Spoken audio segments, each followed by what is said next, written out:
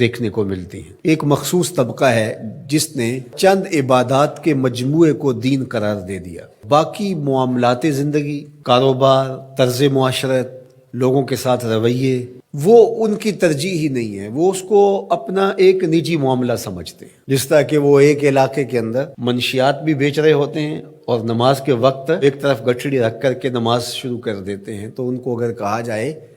کہ صاحب یہ کیا، تو وہ کہتے ہیں کہ یہ ہمارا دین اور یہ ہمارا کاروبار ہے۔ تو انہوں نے دین کو الگ کر دیا اور کاروبار کو الگ کر دیا۔ تو ایک طبقہ وہ ہے، ایک فکر وہ ہے کہ جو مخصوص طرز زندگی کو، مخصوص وضع کو اور چند رسومات کو دین قرار دیتے ہیں، اور رد عمل کے طور پہ جہالت کی وجہ سے ایک دوسرا طبقہ پیدا ہوا جو مخلوق خدا کے لیے خیرخواہی کے جذبات، ان کو فروغ دینے کی کدو کاوش کو دین قرار دیتا ہے،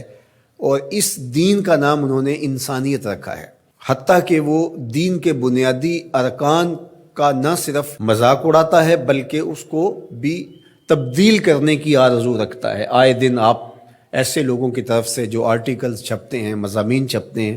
مختلف رسائل میں، جرائد میں، اخبارات میں، اور مختلف ہمارے میڈیا کے اوپر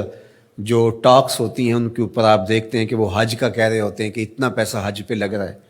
تو یہ پیسہ اگر غریبوں میں بانٹ دیا جائے تو کتنا بھلا ہو جائے غریبوں کا۔ اس طرح جو قربانی پہ اتنا پیسہ لگتا ہے، تو یہ قربانی کے پیسے اگر غریبوں میں بانٹ دیے جائے تو کتنوں کے گھر بس جائیں گے، کتنی غریب بچیاں جو ہیں ان کی شادیاں ہو جائیں گی۔ اس طرح نماز کے بارے میں وہ کہتے ہیں کہ نماز میں جتنا وقت لگتا ہے یہ ایک مشق ہے، تو یہی وقت انسانی خدمت کے لیے صرف کیا جائے تو یہ کتنا اچھا ہو۔ تو حتیٰ کہ وہ ایک نیا انسانیت کے نام سے دین لے آئے، اور اس میں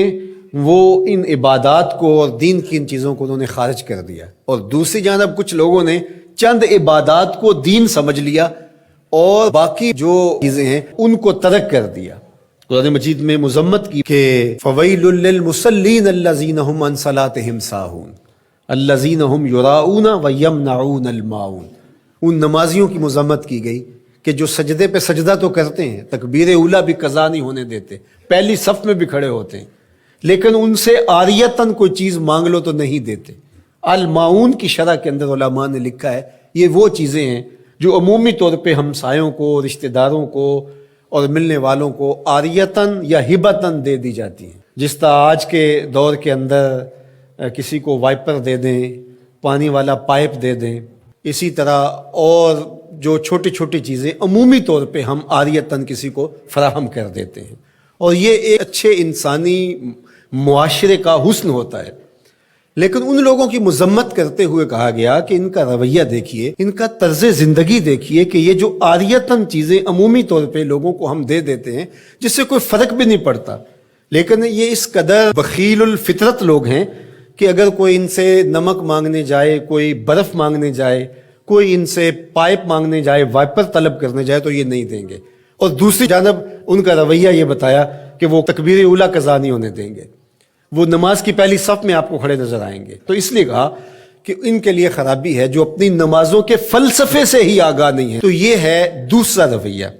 تو ایک وہ رویہ کہ انسانیت کو ایک مذہب قرار دے کر کے فرائض اور واجبات کی نفی کی جائے، حج کا مذاق اڑایا جائے، زکوٰۃ کا مذاق اڑایا جائے،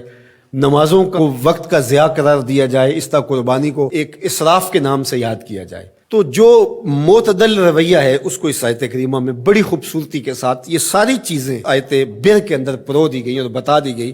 کہ